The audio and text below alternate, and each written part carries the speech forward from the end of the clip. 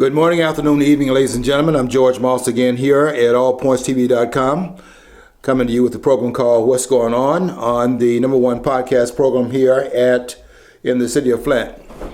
And we are very glad to be here once again from 2 o'clock to 3. And you can pick us up, as you already know, but I say this every time we come on the air, you can pick us up at your leisure. But don't make it leisure as a last minute type of thing where you put everything first and then when you get around to it, probably at the midnight hour. Who was that sang that song called The Midnight Hour? What's that singer's name? Anyway, he was talking about the midnight hour. Don't put us on the midnight hour. You have to sleep and don't tune in when you're alert. I'm going to be talking about two different topics, and then we'll see where that goes. A lot of it is we have a person in the booth, and they sometimes will interject the ideas, and we'll go off to those areas and bring that into the conversation as well. We're not limited just to what we come to the studio to talk about. We try to be comprehensive in terms of what are we? I guess we are jack of all trades, a master of none. And so we're coming here today to talk about two topics. One of the topics is the one that I did. I'm doing a two-part series here on Thomas Sowell. And a lot of persons, I'm talking about on Facebook, and a lot of persons are somewhat surprised at a couple of articles I've done on Thomas Sowell. They read my posts and they see that I'm an admirer of Thomas Sowell's scholarship. That does not mean that I'm a worshiper of Thomas Sowell. And we have on the earth, as far as I know, human beings as the highest form of the highest life form on the planet. I don't know if we have any angels flying around up there with the airplanes. But assuming that we are the highest life form in the known universe, and we'll wait until some other things prove otherwise, I think we have to understand that there are no persons beyond the pale of having their viewpoints challenged. And when I wrote this article, part one, yesterday, I was saying that what has been pointed out in terms of what is taking place right now in the presidential campaign, what we found out is that a lot of persons that are in these public commentary places, such as radio shows and news columns, magazines such as National Review, what I think we've had uncovered is a certain number of hidden gatekeepers. And I think that this campaign, quite frankly, has ferreted a lot of them out. And maybe I'll get a chance to talk about what I think are the reasons that we have a lot of this energy that we have around Donald Trump's campaign, and why people are coming out of the woodwork and in opposition to the campaign of this outsider and what that is about. And I consider them, a lot of them, most of them, I mentioned Mark Levine, I mentioned Lowry and Eric Erickson and a whole host of others, Chris Stirwalt. Let's see, pretty much all of them. There are some exceptions. I think that Rush Limbaugh is an exception. Michael Savage, I think he's been an exception. You may not like me mentioning Alex Jones, who sees conspiracy around every corner, and the one with the megaphones up there hollering at the Bilderbergs, if we get to worry about those persons more so than worry about the person we put in political office. Because my thing is that whoever has the guns has the power. I mean, I learned that in college when they were talking about when Dr. Collins asked a question, would you rather have guns or butter? And we all answered, we'd rather have the butter. He told us, well, I'd rather have the guns because if you have the guns, you can take the butter. So I always look at who has the guns and who has a legal right to use guns to the initiation of force, and that is a state. And those that are not within the confines of the state, but maybe at the top, thinking they're dictating to the state. I don't know how that happens. I do understand these theories, but whoever has, it's like the golden rule. They say whoever has a goal, rules. Well, you can have the goal and still not rule. Did you hear a few years ago when Nancy Pelosi was railing a bit about bloggers and, the alternate media? She goes, it's not right that a person with a $5 website's got to say, can get out there and say anything they want. And it's like, I keep on saying, well, so your problem is not that they're doing this and they might be bringing up something might be good, might be bad. The low cost they're entering this field with, basically. So that's what, and that's just the thought that they don't want us to have any voice because the state either speaks for us, we're supposed to speak in the name of the state. It's almost like getting their permission. And when we began to have things like Facebook, or we have allpointstv.com, we have a studio through which nobody controls the voices here. There's nothing. I said this last week. There's not a monitor in the studio that says these, and we're not reading from a teleprompter, where before the program comes on, we come in, we do have our discussions. But that's just to fine-tune our notes. But there's nothing here that says that these are the points you cannot go into. These are the parameters of your discussion. And beyond that, do not go beyond the pale and say other things that's not really within the purview of those who operate here at the studio. And we do have technicians here. But we don't have those kinds of controls. And that's what they fear, quite frankly. I mean, that First Amendment is a problem for the person that I call the rulers. And I think we have to start calling them that rather than calling them Democrats and Republicans. I mean, give me a break. Well, like William F. Buckley said, that liberals always say they're for freedom of speech and all that, and then exchange of ideas, and they're shocked that actually there are other ideas out there and opinions. They're like, wow, I mean, I thought it's like this godlike quality that both sides actually imbue themselves with, or they state they have, or they think they have. They operate. It's like everything you say can be assailed. I mean, I don't care who you are. I don't care if you're an expert in finance or business or whatever. You doesn't mean you're omniscient on every subject. That's right, and I like to find out what the expertise is of those that's ruling us. What are there? What is the expertise out there? I'm asking because the evidence of it. I said the evidence is unseen. The evidence is not apparent. Well, look at what is Dennis Hastert. He was sentenced to prison because of his molester. That didn't get a lot of press. He's a Republican. No, it didn't. But he was embarrassing. But it's like the press did not pick up on that. Mm-hmm. That's a pretty scary. They're thing. not gonna run with these stories that show that those that were once in the ruling element have these kinds of warts and flaws on their character. This will be above the gods, small g.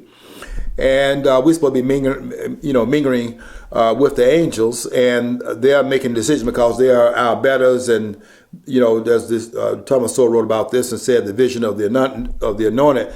They are the anointed ones, and they're supposed to have the voice and have the right formula. They know exactly how much a person ought to be paid in their job. The market can't determine anything. They know the number.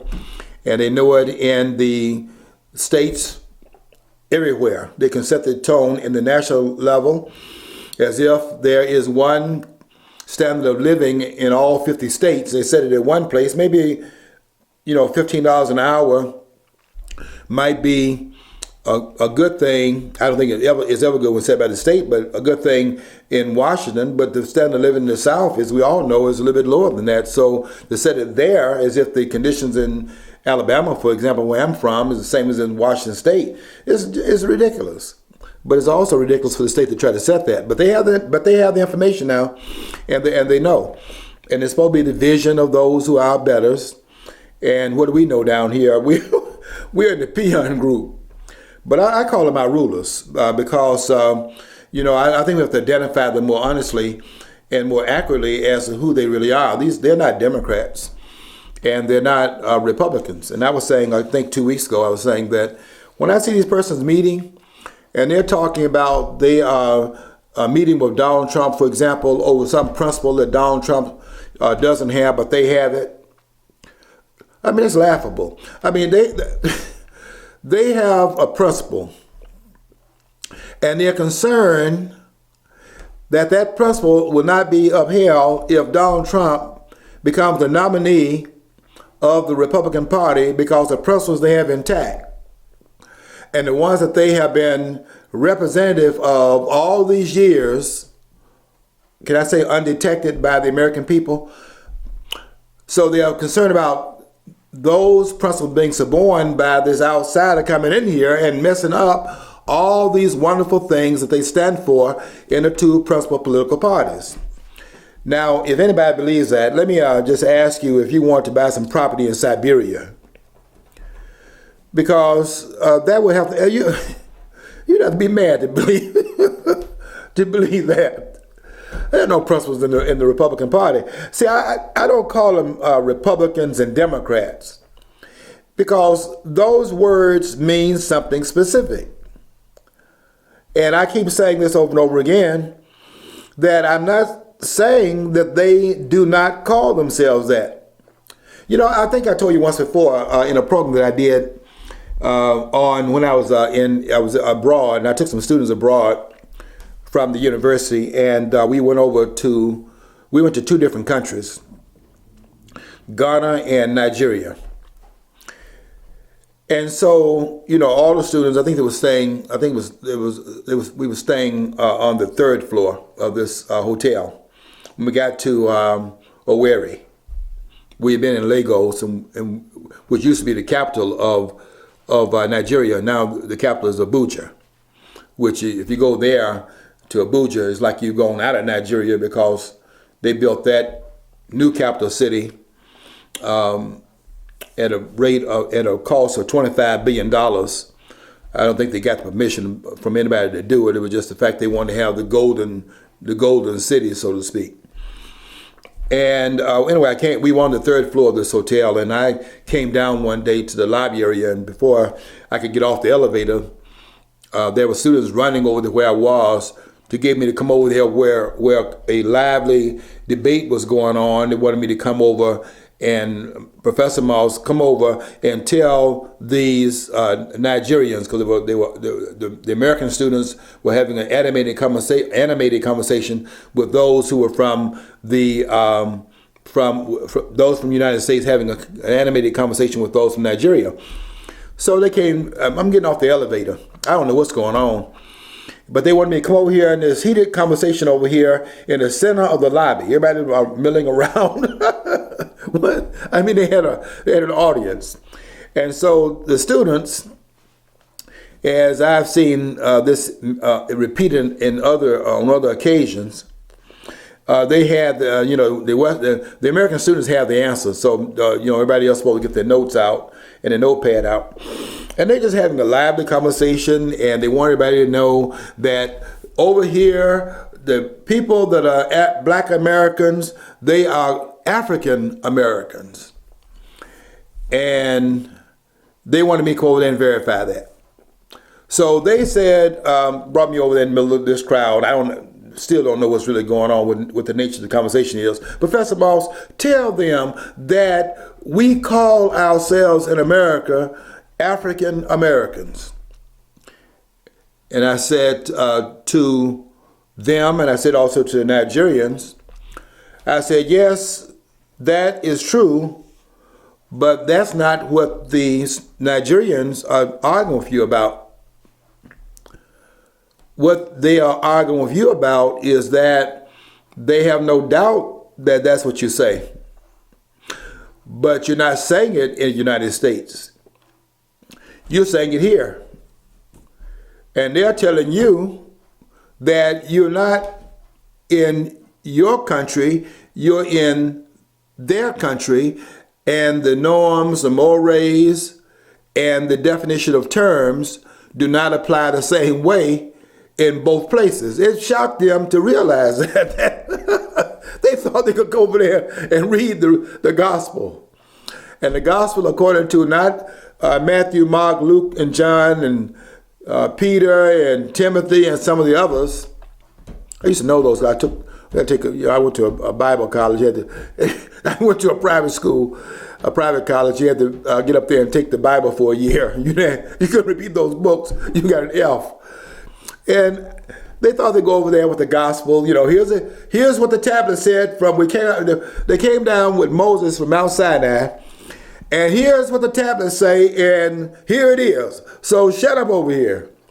And they weren't shutting up.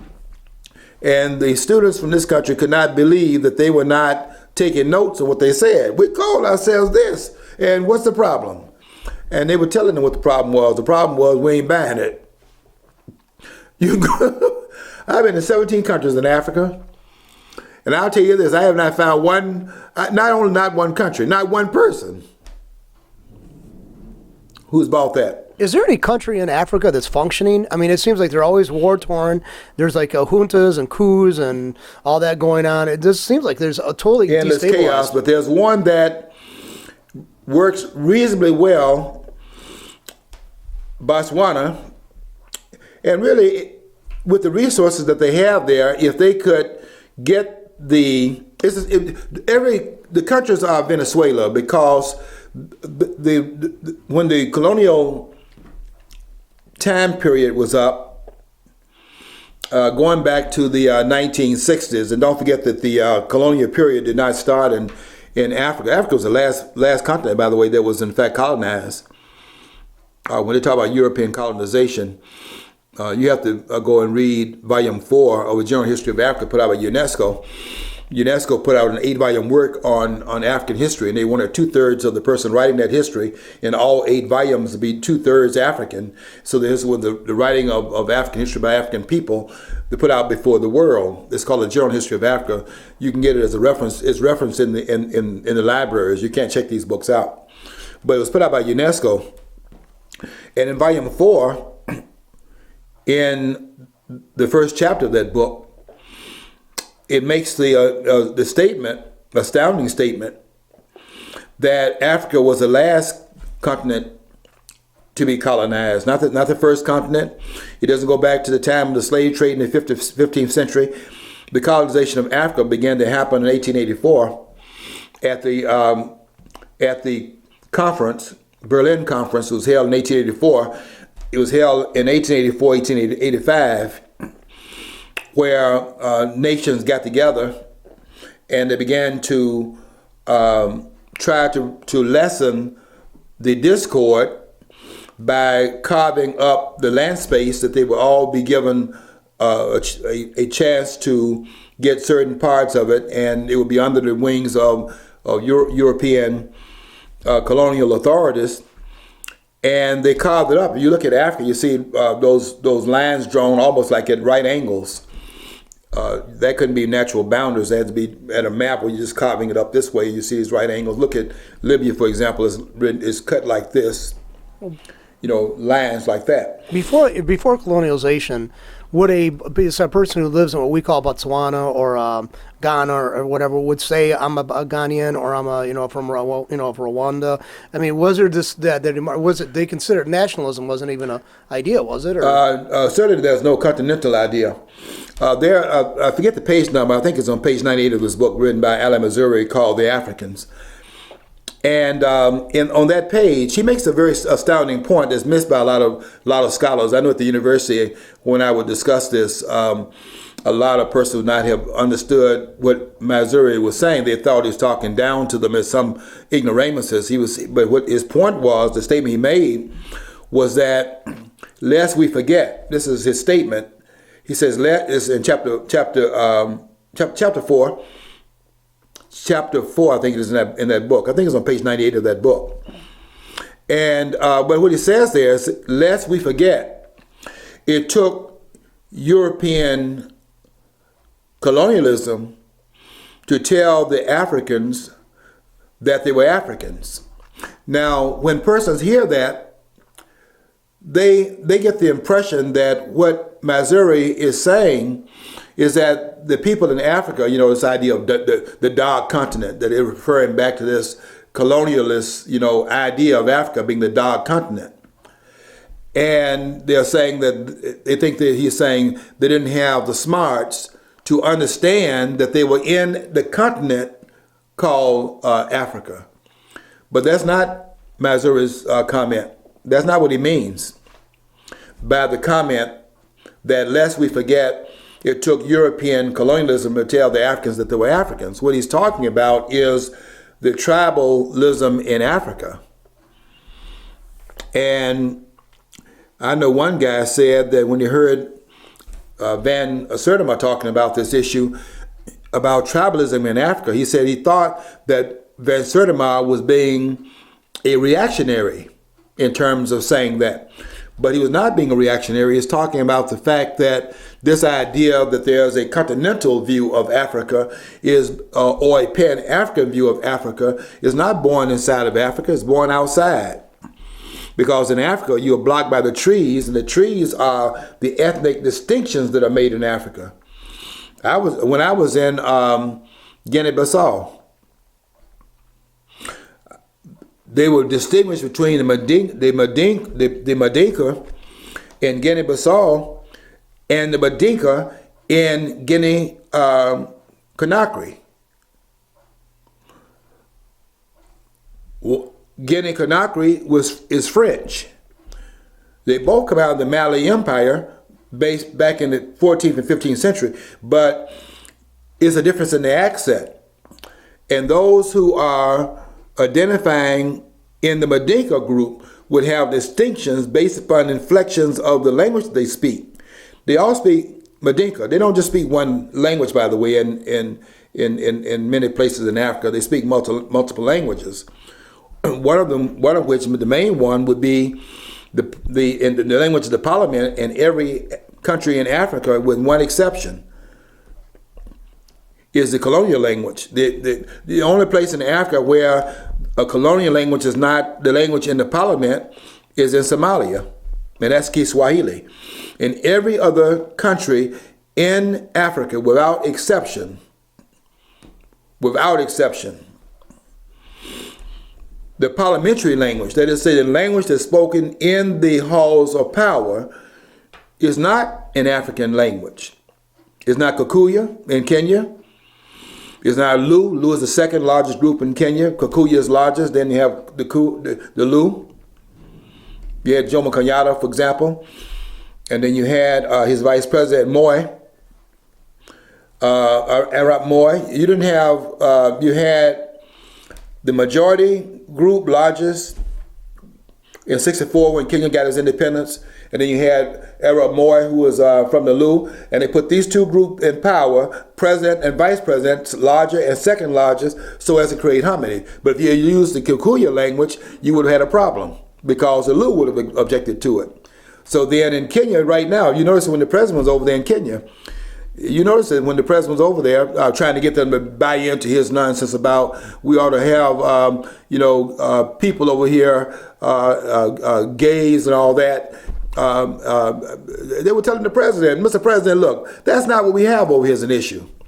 We're trying to develop the economy. That's what we have stressed. That's what we focus on. He's over there telling these people that he ought to carry the gay idea over to Kenya. I can tell you right now, the president did that in Kenya. I tell you what he would not have done it. You go to Mecca and say that. He wouldn't have done it in Mecca. This man was disrespectful. He has more respect for Arab culture than he has for African. Or he has, or for American. He he has no respect for American culture, and no respect for the Constitution. But he went over there with that nonsense that you're going to, in fact, spread, spread the culture around that comes out of a paradigm in this place. It doesn't play the same way in other parts of the world. He went over there and said, Mr. President, we don't have that issue over here. Well, last I knew, two men together, gay couple, don't usually produce children, and that's what most cultures are still tied up with, is perpetuating their existence. Traditional cultures. Yeah, it's like, I just don't understand that. Well, we do that. I have a book talk about how we export our own our psychiatric disorders. I mean, that they just don't fit in in Africa or Asia. Yeah, that's right. And because there's a lot of it's based on neurotic behaviors and stuff, and they don't have those. They don't have the rest of that society built up like that to get to that point already. And now we're trying to say that you got this and this and this, and it's all by Western standards and prescribe. And then we go with the drug route and prescribe medicines for them. Yeah, John, you know what the number one export is of the United States? The number one export in the United States is pop culture. You ought to see them over there. Over here on these college campuses, they have these black professors. There's not a bit more about Africa than the man in the moon. They're over here wearing these African robes and everything, like they understand the culture. They don't understand the culture over here. There's so many different angles of black culture over here that you have to specialize in certain parts, but they understand the culture over there where they never lived. And they got some black people talking about right now. I just read a couple of their comments. This one person used to be on the Cosby Show. She's on The View. And if Donald Trump gets elected, she's leaving the country. And so is Kanye West.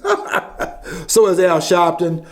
Can I help anybody pack? Particularly Al Sharpton. Other than him being his dad, I guess his dad must have been a slum landlord, or he was a bad landlord or something like that. But other than that, where has he done anything that's so demonstrably racist? I mean, they keep on saying. I think it's just because he's a white successful guy, and I don't like Trump. I got a lot of issues with him, but who are you talking about? I mean, Donald Trump. Oh, but Donald Trump. Why do they make such a big deal about him? Like, if he does this, his country's going to go to hell. I mean, it's like it's not far from there right now. Anyway, I mean, what are we so great? I hate to say this, but they keep on making America great again. I think America was great. I think it's beyond us. I don't think it's ever reachable. I'm a realist. We got too many competitors out there who don't want $25 an hour plus lifetime, security. They're willing to work for a job for a couple of days and move on with life. We always want this. We want this plush existence we think we're always going to have, and that's the perversion of the American dream. They always want to make American dream the White House, the picket, the house with the picket fence. To me, the ideas of being the American dream was the freedoms enshrined in the Constitution and Bill of Rights. But no, it's like they keep on going on about they keep on wanting to try to we want to take our culture somewhere else, and then they wonder why they have all these problems from that. Because they're trying to adopt so quickly to something we taken several years to go down in a spiral to get to. I mean, and they basically want to pull everybody down the tubes along with us. I mean, there's nothing really I could say that I want to see for my country. I'd be like cringing at everything Americans want to put out there as something we want to give to other cultures. I mean, our pop culture, it sucks. Okay, the music sucks. I mean, they're horrible people. We place more emphasis on a family of women who have big breasts and big butts than we do people who actually have done something in their lives. I don't see anything appreciably good about American culture, and I'm an American. They block it in some places because of the very issues that you're raising. But when I have been in certain parts of Africa where you would have a hard time. They call in Nigeria, they call the film industry Nollywood. Nigeria, the N, okay, another N word. So they call it Nollywood. Hollywood in California, Nollywood in Lagos and parts of Nigeria. You see them up there doing the twerking and the dancing, and they got their own inflections in their rap, but they're over there rapping more than they're rapping over here. And all the things you see over here in this country, you can see in other countries as well, because we've exported that. But there are some things like the traditions, the family traditions, that's not going to fly that well. And in the book written by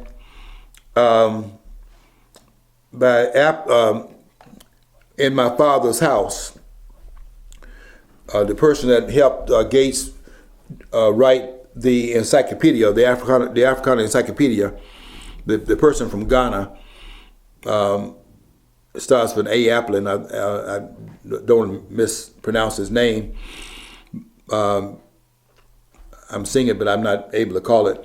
But I know he helped edit the African Encyclopedia, which was a project that W. Du Bois had set upon himself when he went to Ghana in exile to live. And one of the projects was W.B. Du Bois, one of the founders of the NAACP, was invited to go to Africa by Kwame Nkrumah, this idea of the Pan-African idea, because Nkrumah had been affected by being here between 1935 and 1945, and took that idea back to Africa and thought it's going to resonate back there, and they started shooting at him.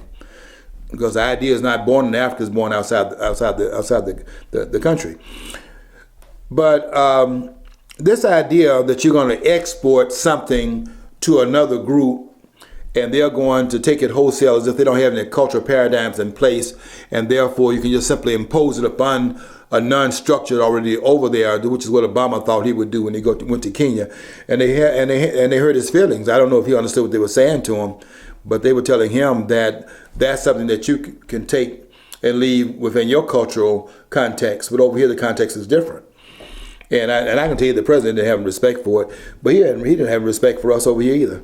By the way, I'm working on the second part of this article on Thomas Sowell, and what I put down there is I like at the middle part of it, and what I put down there is that I'm speaking directly to this president, and I'm asking him in his article, because I'm going to speak directly to this president, and I asked him if he, in having his edict passed down to these schools, does he intend to have Sasha and Malia taking a shower in their school with boys? I want to get an answer to that question. Since our children can go into bathrooms, or the president's talking about taking money away from the schools, does he intend to have those schools does he intend to have those boys in the girls' locker room and taking showers with his daughters? You think that's what this man, they want to export things to other parts of the world? Okay, does he want to export that idea to the school where his children are? Not where your children are, where his children are. Let's see if he would. Let's see if we can raise that question with the president. Well, those kids and his crazy self. His kids and his immediate family is going to have probably lifetime Secret Service protection. So they're not going to have that. Not going to do it. No, they're not going to do it. It's always for thee, me, and not for thee. The protections. Right. And he's the most. And I don't understand this. People think he's like one of these. He's the least. Okay, if I was a black person voting, I'd say this guy's never spent any time in the trenches with black folks, for the most part, except for a few years he was a community organizer. And that I've never seen any indication he actually lived amongst blacks or in the south side of Chicago, for example. I don't think he lived there. I don't think he did. I think he's probably always lived upscale life. I'll tell you something about Obama's background. I've been in 17 countries on the continent of Africa. And I have not run into, nor do I expect to run into in the future, anybody who is even remotely similar to this person. This man is different from any. Let's just say he's a black person. We know his mixed ancestry. His mother American, his father Kenyan. Okay, that's a very different kind of background right there, just in his parenthood, in the parentage. But I will tell you this: given all the different cultural places this person was in during his more formative years. This man was in a madrasas up until age 10, and he wasn't even in America at that point, and he wasn't in Kenya at that point. He was in Indonesia, the largest Muslim country in the world with 250 million people. That's larger than anything in the Middle East, larger than Egypt, which is the largest Muslim country in the Middle East. And this president look at that background the president had, and never knew his father. He can claim Dreams. He got this book out called Dreams, from my Dreams from my father. It'd be different if he had been honest and said dreams of his father, because you can dream about something that you never experienced. But when you say dreams from your father, how would that have happened? He never lived with his father. Couldn't remember the time his father was there. Dad was absent in his life. And then he had a stepfather who was Muslim from Indonesia. And then he comes over to, he was born in Hawaii, but he goes and lives with his grandparents in Hawaii. And what was that like in terms of being away from, how many black folks are there? He can claim his black identity because that benefits right now. There's a benefit to claiming blackness. If you doubt that, go and ask yourself the question why Rachel Dolezal claimed it. They keep talking about white privilege. Okay, fine. Then why are white folks claiming that they're black? Give me a break. I mean, there's so much nonsense going on in this country right now. And they got people so, engulfed with this nonsense. And I'm writing about it. I'm going to continue to write about it because I'm trying to clarify some things here. And I'm going to be very unpopular. I was very unpopular when I was criticizing Thomas Sowell, but they're going to get a double dose today because what Steve is trying to teach you is that when you come up here questioning what I'm writing, I'm attacking the master now. I mean, Moss, that's Thomas Sowell. Shut up. There's one guy. One person say he's stalking you. Every time I write something, I won't call the names on the air, but every time I write something, this guy gets on my wall and wants me to know that he's reading what I'm writing, and I don't agree. Yeah, but he doesn't put any counter arguments up there.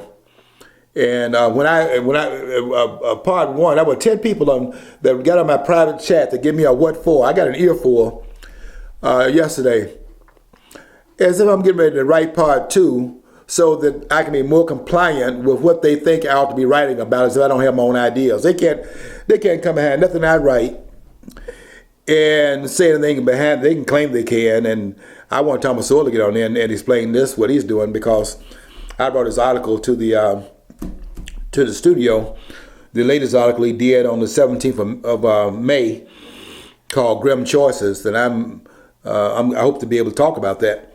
But the cultural paradigms are different, and you go to different parts of the world and you can make this assumption that things are the same and Westerners have the final say, but that's not true. There are some things that the West has put into other parts of the world, much of it to the advantage of those countries. It's not all bad. Don't think the colonial period was all this imposition and no benefits. There were some benefits. Just like, I'm from English ancestry, Irish ancestry. I've got it all in there, mix. But let's face it, the roads were largely built by the Romans throughout Europe, throughout England. They're still existence, and they're not all cracked up. And we should take a page from theirs, how we construct our highways. Mm-hmm. We also, the idea of governance and actually the ideas of, addressing issues and stuff that came from the Romans. I'm not a Roman. To my knowledge, I don't have that ancestry, in Italian. And why is it so much to admit that something from the outside is actually good? And not your ancestors might not have the corner on the market on good ideas. Mm-hmm. I mean, it's like the Romans, when they were fighting a group of people and they came against the tactics that they were superior or weaponry, they unceremoniously would dump what they were using and embrace that if they found it effective. And that's what I think you should do. I mean, you can have your own. I mean, I don't even know what the idea of. If you actually want to look at it, there's very little. It's going to take so much effort to actually say what came from where originally. Anyway. Yeah, we're going to have to decolonize We don't really appreciate the colonization of our minds, the colonization of our thinking by the educational system that imports a lot of nonsense and uses it as if it is fact, because we're not really taught to challenge. When we are in school, in public school, and you don't have enough information anyway to challenge anything, because you kind of, learning it yourself. You don't do a lot of outside studying. What a college professor, remember years ago, said that before white man came into Africa, blacks used to fly around the pyramids with wings. Did you actually remember that a few years ago? I don't know where that idiot. I don't know. I got to say he's an idiot. Yeah, I mean, an idiot. I don't think humans are ever evolved with wings, but okay. But anyway, I mean, he taught at a college level. I'm hoping at that point the kids could discern that was BS, but we don't know. One of the things that happened last week, we had our last study group for this session. We break for the summer, and then we come back in September. But one of the points that was being made this past week, as we had our last session, with one of the captains on the program that comes in, she'll be in this afternoon. They're already in the studio, and they do their program at 3:30 this afternoon. And what Catherine was saying was that, because I was critiquing the book written by Chancellor Williams, and she was saying, well, if he is in fact making these mistakes you're saying he's making, then we shouldn't read his book. I said, no, we should read him, but it doesn't mean that we take everything that he says. We have enough information right now to interrogate his understandings and to bring him to heel on the romanticization of history that he's writing about, because he does a romantic job. He does a job of romanticizing the history. And I brought it in this book by Clarence Walker as a way of putting that notion of romanticization of the history next to what he's writing. His book is called Destruction of Black Civilization. And his notion is that there was all this unity and there was a African constitution, and before the colonial period they had all this unity in Africa. It was broken up once Europe arrived, and he's just making all that stuff up out of whole cloth. None of that stuff is true. And at the same time they'll say that, they be talking about the Ghana Empire, and then the Mali Empire and the Songhai Empire, those empires in that order. And then what do they think those empires were? Those empires were the Mandinka, well, the ones, Ghana would be the ones that were in the Ivory, not the Ivory, but the Gold Coast. Ghana will later on become the Gold Coast in 1957. They've changed it from Gold Coast to Ghana, taking that name from the Ghana Empire. But this idea that they were all living in harmony, and when they came in, they broke up all this unity. That's what Chancellor Williams was trying to say. Chancellor Williams is out of his mind, was out of his mind. He's deceased now, but his book should be read. I don't agree with almost everything he wrote in there was romantic. But I brought in Clarence Walker's book to challenge that. I wanted to put that next to the book. I don't want to dismiss the book. I want to interrogate it. I mean, we have to understand what he said, and then let's understand what he got, what he spoke above the evidence. And so the evidence, it does not allow for those conclusions to be made. So I brought in Clarence Walker's book. Clarence Walker put out a book we studied once before called We Can Never Go Home Again, and that's true. People think can go over there and just pick up 300 years. Coach Kente, go over there and find him, and your father's still over there. A couple days ago, I met up with a friend of mine from college, and her family came over from Hungary in 1956, and my mom's family came over here 1890s, 1900s, earlier part of the century, Anyway, she said, we should go see that and stuff like that. And I was like, I said, yeah, but I can't speak the language. I said, it's totally alien to me. And I said, it'd be just like if we go and see the spots for my, I wouldn't even be revisiting. Mm-hmm. I can't say revisiting. It would be visiting because I have no connection to that. I got the bloodline that might indicate that, but it's like she was more. Luckily, her family they spoke Hungarian in the household. It was pretty much the thing is when my mom's family came over here, you gave up that. You came here, you become American. You spoke English. You followed the laws. You didn't.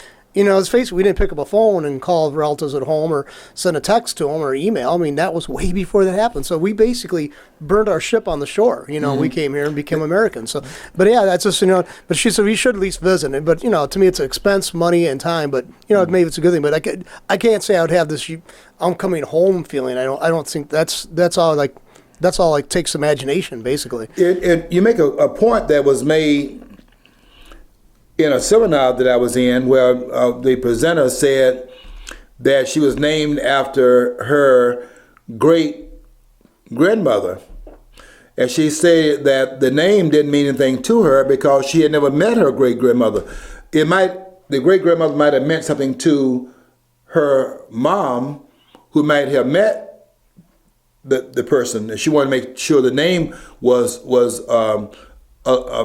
kept alive. But it had no meaning in the person's life because they didn't know the qualities and character, the attributes of that person. So it didn't really resonate. And after you get hear a couple of generations, you can forget this stuff about you're going to go through all of that and get back to the origination point, which is what they're getting ready to try to do that with the History Channel, repeating this lie that was told in 1976 by Alex Haley, who wrote Roots, and now we know all of that was fiction. And now the History Channel is going to try to recreate that again because they want to keep this friction going. So they're getting ready to redo and update Roots. And the reason why they're doing that is to keep us at each other's throat. Just like the bathroom thing is designed to do that. Because as long as you're fighting down here on this level where things are taking place horizontally and you're fighting down here at the horizontal level, you don't look up at the rulers who are up here doing this string manipulation. I call them rulers because that's how they rule. They rule through, they don't have that many numbers, so they have to keep trying to find ways of dividing folks, and now we're back to bathrooms again. We had solved the bathroom problem we found when we said, okay, those that are males, we don't care what color you are, go to those bathrooms. Those are females, okay, no matter what color you are, those are your bathrooms. We had that down to a science, okay, male, female, okay, get in there. And they got us back at the bathrooms because that's how they operate. And that's what I'm trying to write about, quite frankly, on Facebook, trying to get people to understand that they're gatekeepers. And I said Thomas Sowell was one. And I'm going to prove that is true by what Thomas Sowell is writing. I'm going to prove that. I'm going to do part 2 today. I've got some of it done. I haven't gotten to the meat of it yet, but when I get to the meat of it, we're going to be able to draw some more conclusive, we're going to be more conclusive in our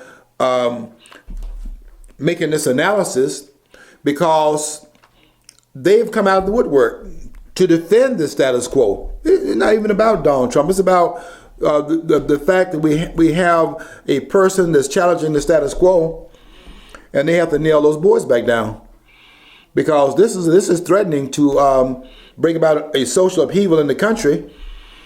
And they know what the status quo is. They know whose dinner is being fed through the arrangements right now, and we don't know how we'll look in the future. So they want the status quo maintained because that's what they know.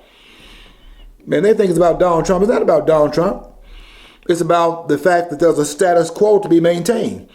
And Thomas Sowell and Rich Lowry. I mean, Rich Lowry and those guys never did do a special edition of the National Review, as they did on, they had this one magazine out a couple of months ago said against Donald Trump. They don't put a magazine out saying they were against anybody else. They're not against Lindsey Graham down there in South Carolina. We ought to have a magazine, a special edition of a magazine come out and have it against Mitch McConnell. What about one against Paul Ryan? Let's have that magazine come out. Why aren't we against those insiders? I mean, they're the ones doing you in. The outsiders not doing you in, but they had a magazine where the whole magazine, 22 writers, had the whole magazine was devoted to putting down the insurrection. That's what it was. It's a political insurrection of Donald Trump. They were against him. So 22 writers, they didn't even put down why they were against him. They put it on the front cover, against Donald Trump. That's all they put on there. And these were scholars. I ain't never seen anything like it. When I see a scholar has to tell me what his reasons are. It should be the floor around which they put the arguments. Don't give me the conclusion first. Show me the evidence first. They gave me the conclusion against Donald Trump, but why? I mean, the evidence is that he's running. That's what they were saying. He's running. That was the evidence. They're against him because he's running. and he's running from the outside. Now, they won't say it in those terms, but I read those 22 essays in the National Review, every last one of them, Thomas Sowell's too. And I'll tell you this, they're against Donald Trump because they're gatekeepers. They will not say that. And I'm going to call them out in this part 2 that I'm doing, because I know that, and no person on my wall trying to tell me I'm wrong and shout me down. Let me tell you something, you're not qualified to get on that wall and say anything. Shut up. I mean, this is ridiculous. You know, bring me Mark Levine, the radio host. Mark Levine is a hypocrite and a liar. Mark Levine doesn't move me. Mark Levine better not get on my wall. Now, you get on my wall defending Mark Levine. I know you think that he won't do it. Mark Levine is a hypocrite. Mark Levine knows that Article 2, Section 1, Clause 5 disqualifies Ted Cruz from being president. He's disqualified. Shut up. Just because Mark Levine would say it, that Mark Levine's a liar. He knows that Marco Rubio is not eligible. He knows that Ted Cruz is not eligible. He knows it. There is no way he doesn't know it. You can tell him I said it. He ain't gonna say nothing. He better not get on my wall. You better understand you're not qualified to get on there and challenge it.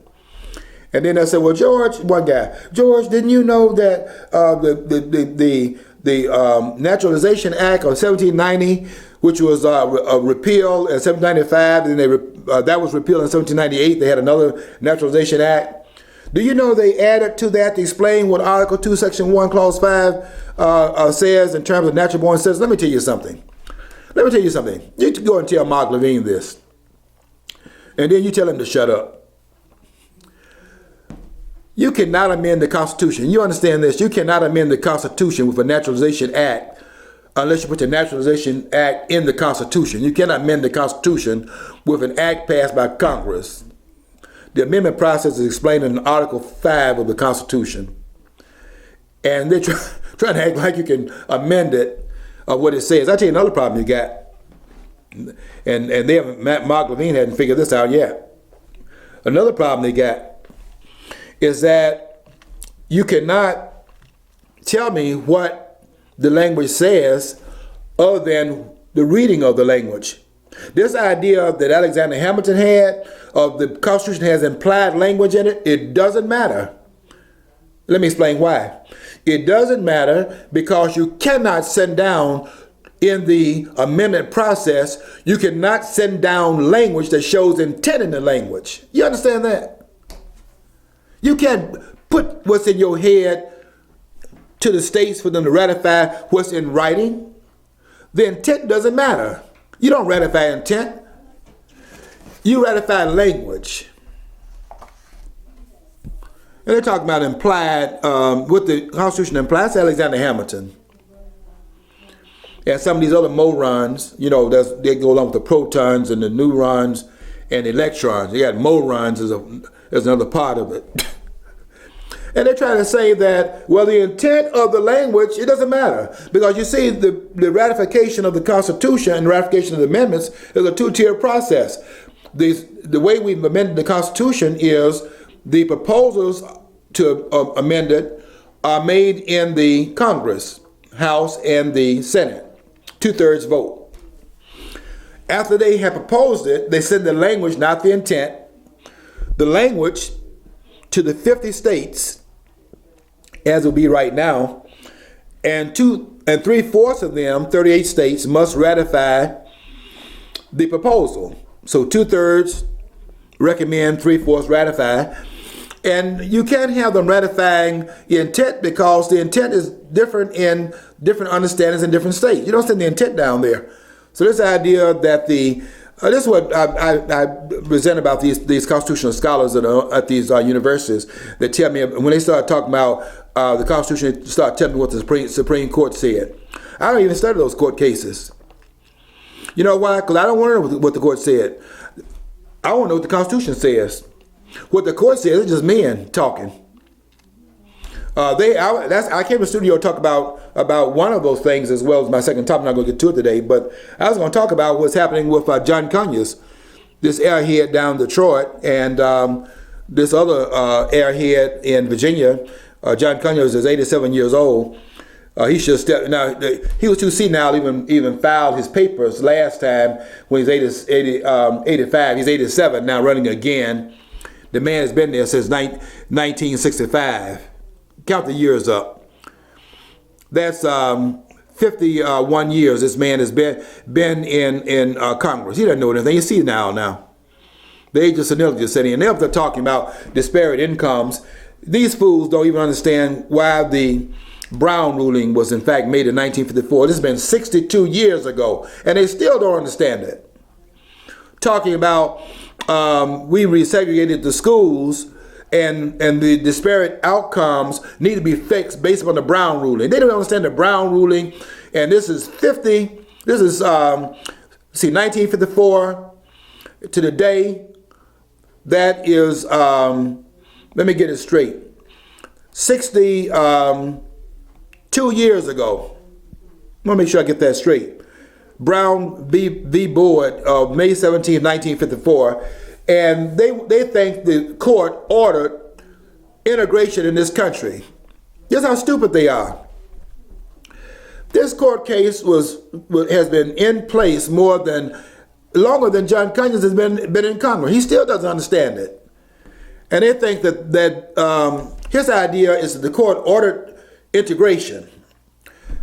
That's what his understanding of that ruling is. That's not true at all. What the court said was that the state cannot impose segregation. So then they think if the state was saying if they said that the schools cannot be segregated by state mandates, then the state can then today mandate integration. In other words, the government can determine your association with each other. You know what? You can't be any more stupid than that. This is pretty stupid here. And that's nothing but nonsense. No government has the right to tell you who to associate and how to people your schools. What we need to be talking about is how to get people to go in those schools and get their books out of their locker. We don't want to talk about that because that's the hard work. And what John Conyers is doing, and there's other airhead down here in Virginia named Bobby Scott. Let me see, he came into the House of Representatives in 1993. So he's been there 23 years. He's past his youthfulness also. By the time they get out of there after one term, they pretty much, they pretty much are done. They don't know anything. They need to get out of there. Conyers need to step down. Don't need to run again in 2016. And Bobby Scott down there in Virginia, you can get out of there too. Almost all of you need to get out of there, quite frankly. But these two guys are running to deal with disparate impact in the schools, and disparate impact is because the students are not going to schools out in getting on buses, riding across town, riding across districts, riding outside the city, going to other schools where there's education going on. I went across town to a school because they made me go there. I passed by a lot of schools on the way over there, and I resented it because there were schools in my neighborhood I could have gone to. Now they think they put you on buses to get you to go there to reverse what they were doing in the past. Neither one of them make any sense. You go to the school, and when you get to the school, you go in there and study. But because they're not doing that in Detroit, Conyers want to make it appear that the failure is not the failure based upon what his leadership brings about. It's always somebody else's fault. So as long as they're pointing him into the suburbs, nobody blames John Conyers for the conditions that exist in Detroit. And that's where he's coming from. Anyway, I'm going to be doing part 2 today on my article on this grim choices written by Thomas Sowell. And if they didn't like part 1, I can tell them right now that they're going to like part 2 a whole lot less, because I'm saying even more about this insurgent movement being led by Donald Trump and why they're opposing it. And the gatekeepers include a lot of folks, and I'm surprised myself to find that one of them is Thomas Sowell. But that's the truth, and I'm going to say it. And those that are in opposition to it, peace be still. Okay, until next week, I want you to always follow your dream, because if you don't follow your dream, Nobody can follow it for you, and you will never know what's on the other side of the rainbow.